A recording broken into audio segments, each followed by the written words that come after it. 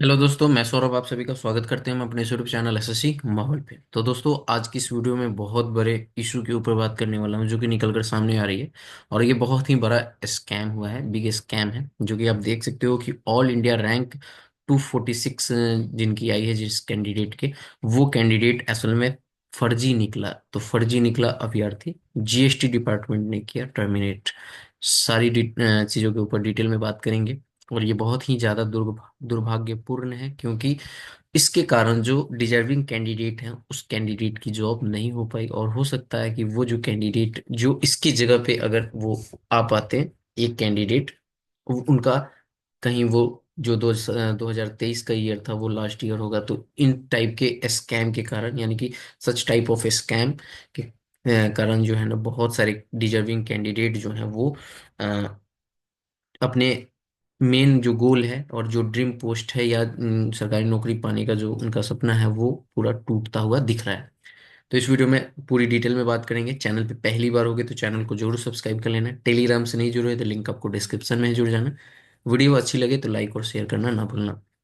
देखो, ये आपकी जीएसटी ये डिपार्टमेंट से आया हुआ है, जयपुर से। ठीक है, यहाँ पे लिखा गया है कि नोटिस ऑफ टर्मिनेशन। ठीक है, ये टर्मिनेट कर दिया गया है। क्या है पूरा बात यहाँ पे आप जब पढ़ोगे, understand that SSC staff selection commission new Delhi has receive complaint against Shri Narendra Lal Meena, roll number ये है। ठीक है, has been allocated Jaipur GST for the post of inspector GST CGL 2023। यानी कि सीजीएल 2023 के थ्रू इनको जयपुर एलोकेशन मिला था जीएसटी में।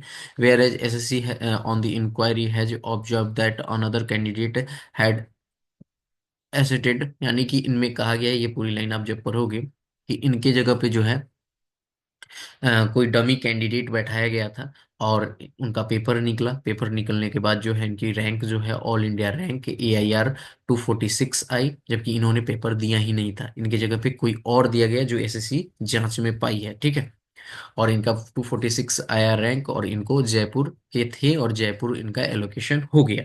ठीक है, तो ये जो प्रक्रिया आप समझ रहे हो वो सीजीएल 2023 वाला जो है दिसंबर में आपका यहाँ पर रिजल्ट आया था। और आप देख सकते हो कि लगभग 1.5 साल के आस 1.5 साल से ऊपर हो गया, और आपकी ये चीजें फाइंड आउट हो रही है कि ये इन्होंने स्कैम किया हुआ था। ठीक है, यानी कि इनके जगह पे कोई और बैठा हुआ था, तो इनको अब टर्मिनेट कर दिया गया है उस पोस्ट से। चलो, इनको टर्मिनेट कर दिया गया है। तो टर्मिनेट करने के बाद इनके जगह पे जो एक सीट जो उस साल किसी और की हो जाती, अगर ये बहुत अच्छे से बारीकी से चेक की जाती कि इनका जो है सारा चीज जो इन्होंने जो डमी कैंडिडेट की जो बात कही जा रही है, अगर ये सही से हो जाता तो यहाँ पे कोई और कैंडिडेट होता। बेशक उसके रैंक जो होते हैं वो बहुत लास्ट होता। मैं ये नहीं कह रहा कि इनके जगह पे यही रैंक वाले होते, बहुत लास्ट होता, बट उनको एक जॉब तो जरूर मिल जाती, जो इनके कारण जॉब नहीं हो पाई। तो इस तरह का स्कैम कब रुकेगा? आपने देखा सीजीएल 2024 के प्री में लगातार रोल नंबर, यानी कि कंजिक्यूटिव रोल नंबर जो हैं आपको देखने को मिले रिजल्ट लिस्ट में, जो कि बहुत ही ज्यादा इस टाइप के जो चीजें चल रही हैं ना, डिफरेंट टाइप ऑफ आपके स्कैम, ये सिर्फ और सिर्फ डिजर्विंग कैंडिडेट को हर्ट कर रहे हैं और उनको अपने गोल से पीछे रख रहे हैं।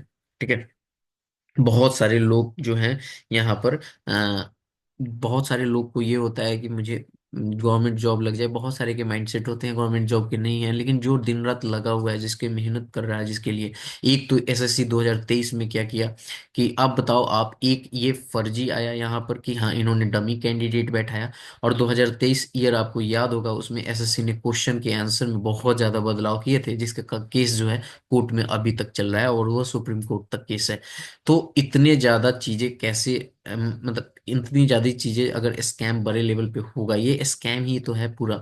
ये जो है अभी हो रहा है ना सारी चीजें, कि भारत जो है मतलब बहुत ज्यादा चेंजिंग की तरफ जा रहा है, बट ये चीजें तो नहीं रुक रही ना। स्कैम जो है पहले कुछ और तरीके से होती थी, अब कुछ और तरीके से हो रही है। हम मतलब हमारे एग्जाम में डमी कैंडिडेट बैठ गया, बट हम डमी कैंडिडेट बैठ गया, बट हमें पता ही नहीं चला कि हाँ डमी कैंडिडेट हो गया।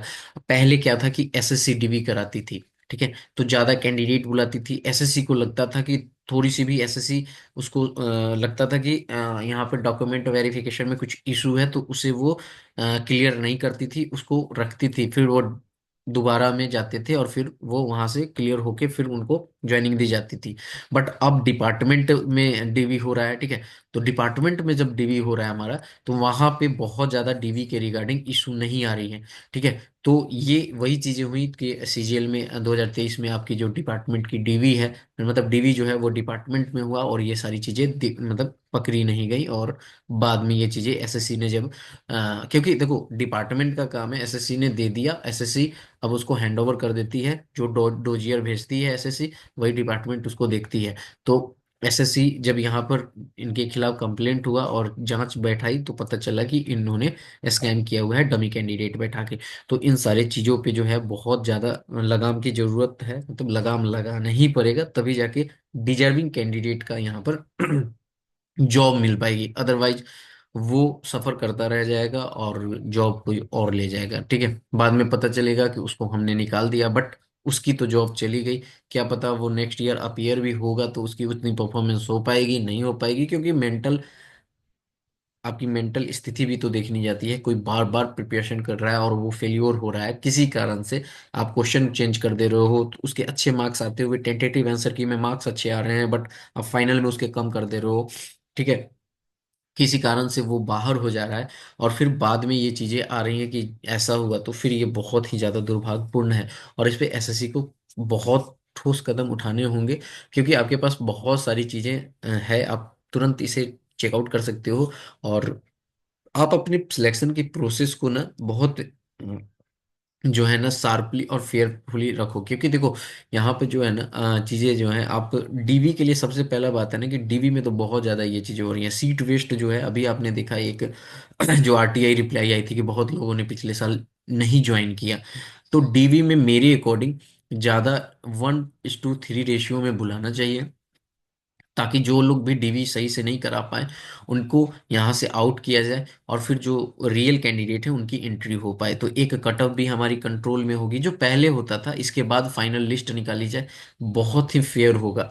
बट ये चीजें चेंज हुई, चेंज करने का मतलब ये नहीं है कि अनफेयर होने लगे, ठीक है। चेंजिंग का मतलब होता है कि हाँ चीजें थोड़ी फास्ट हो, बट फेयरनेस तो होनी ही चाहिए, ऐसा नहीं कि अनफेयर ही होना लगे, ठीक है। मैं ये नहीं कह रहा कि अगर 1500 वैकेंसी है और 1500 ही बच्चे ऐसे, आप डीवी में कितना भी बुलाओ, सिलेक्ट तो 1500 ही होने वाले हैं। बट मैं ये कह रहा हूँ कि इस 1500 में ना, इस 1500 को आप पूरे 1500 को लो जो जेन्यून हो। आप एक ही बार में लो, नो इश्यू, लेकिन जेन्यून बच्चे को लो। आप कुछ ऐसा सिस्टम लगाओ कि पहले से ही हम जितने भी जो जेन्यून नहीं है उनको मैं आउट कर दूं, तो आपकी ये वाली पॉलिसी, मतलब जो रूल है वो सही रहेगी। नहीं तो आप यहाँ पर ये वाली रूल लगाओ, ताकि जो जेन्यून नहीं है वो बाहर हो सके और इस तरह की केसेस ना निकल कर आए। तो ये बहुत ही ज्यादा दुर्भाग्यपूर्ण है, जो कि आप देख पा रहे हो कि ये बाद में टर्मिनेट किया जा रहा है, बट उन्होंने इतने दिन तो काम किया, और इसके बदले आज जॉब तो लगेगी नहीं, क्योंकि आपके पास वेटिंग लिस्ट नहीं है। तो वेटिंग लिस्ट तो है नहीं, तो फिर उसके जगह पे किसी और की जॉब हो नहीं सकती है। तो बहुत ज़्यादा रिफॉर्म्स की ज़रूरत है एसएससी में, और एसएससी से रिक्वेस्ट है कि इन सारी चीज़ों पे ध्यान देते हुए थोड़ा सा एग्ज़ाम को फेयर बनाने की कोशिश किया जाए, ना कि सिस्टम को फास्ट करते हुए, प्रोसेस को फास्ट करते हुए अनफेयर चीज़ें होने लगे। तो मिलेंगे अगली वीडियो में। हाँ, जाते जाते मैं बात कर लूँ कि देखो एसएससी सीजीएल 2024 की रिजल्ट की मैं बात करूँ, मैंने ऑलरेडी आपको बता रखा है कि अकॉर्डिंग टू मी कल आपके बहुत हाईली चांसेस हैं। तो कल आप हो सकता है कि आपका रिजल्ट कल आ जाए। देखो चीज़ें श्योरिटी नहीं होती, मैं आपको पहले ही बता दूं कि कुछ श्योरिटी नहीं होता है कि कब डिक्लेयर होगा, क्योंकि आज ही आप देख सकते हो, आज आज आपके 3 से 4 नोटिस आए हैं सडनली। तो कभी भी चीज़ें कुछ भी हो सकती है। तो आप जो है थोड़ा सा पेशेंस बना के रखिएगा, हो सकता है कि कल आपको देखने को मिल जाए। होपफुली कल आउट हो ही जानी चाहिए, ताकि आप लोग का भी जो चीज़ें चल रही हैं कि कब आएगा कब आएगा कब आएगा, ये सारी चीज़ें सही हो जाए। सो मिलेंगे अगली वीडियो में। जय हिंद, जय भारत, सभी कोई ख्याल रखिएगा।